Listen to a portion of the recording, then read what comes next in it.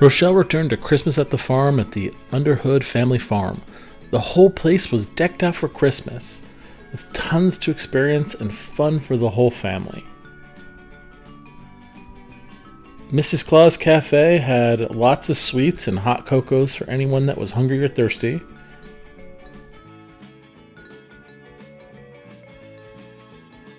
Children were having a blast. They even had a play area for the kids from their normal year-long activities. If you needed anything Christmassy, their gift shops and stores had tons of things to fit every need you could possibly have. They even had Christmas trees. Don't forget to let your kids write letters to Santa, though, before they leave.